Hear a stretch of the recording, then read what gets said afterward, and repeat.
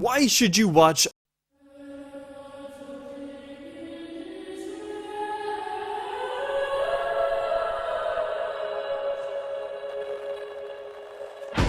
Before we answer that question, let's give you an understanding of what Monster is. No, it's not about a big giant fluffy monster, or those things that kids are hiding from in their closets, but more a blonde-haired man who goes on a psychotic killing spree, getting Tenma, a man who saved his life, accused of being a murderer. Yeah, it gets pretty dark. But we follow Tenma as he runs away from the police and a man with a twitch to sort of prove his innocence, kind of. And with Madhouse wanting to make this show as accurate to the manga as possible, extended the show to 74 episodes. And for the most part, this is a thriller mystery moving from episode to episode as the plot slowly unravels. But what makes this show stand out from other crime thrillers and gain the praise it has? Or, in simple terms, why should you watch this show? And the short answer to that is this show has one of the most unique and kind of almost off-putting at times sort of storytelling that I have witnessed, seeming to fold in a multiple character stories into one. And while it does follow Tenma,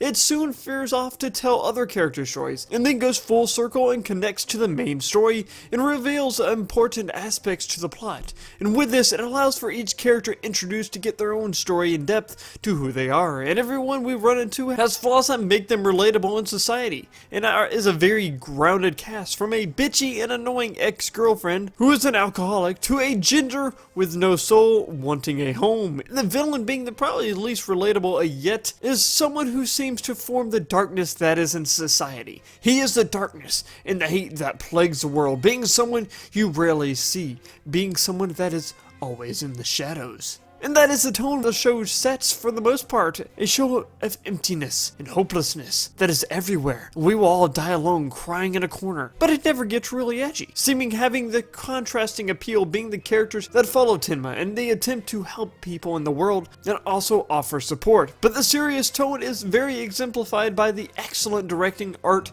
and music, building the darkness and tension and plot twists that will come along with the show. And yes, this is a brutal show that does depict torture, murder, and soccer. Te pones nervioso como arquero.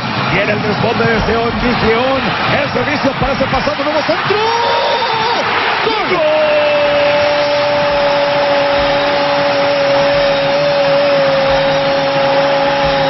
But Monster as a whole is one of the most in-depth and thorough crime thrillers out there. And if you're tired of one-off episodes of CSI Miami,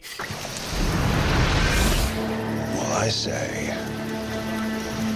jackpot, and want something with intriguing and realistic characters, then this is a show for you. One of the best crime thriller and shows out there, even outside of anime. But there are a few things that might affect one's viewing experience.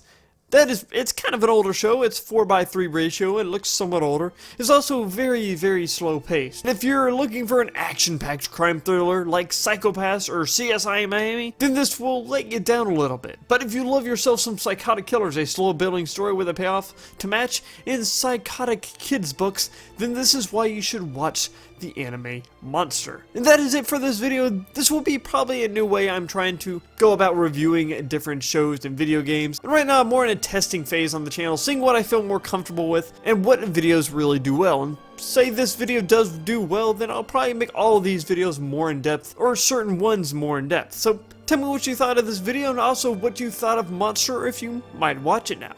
Otherwise, my name is Arcane Keyblade, and I will see you all next time. Peace out.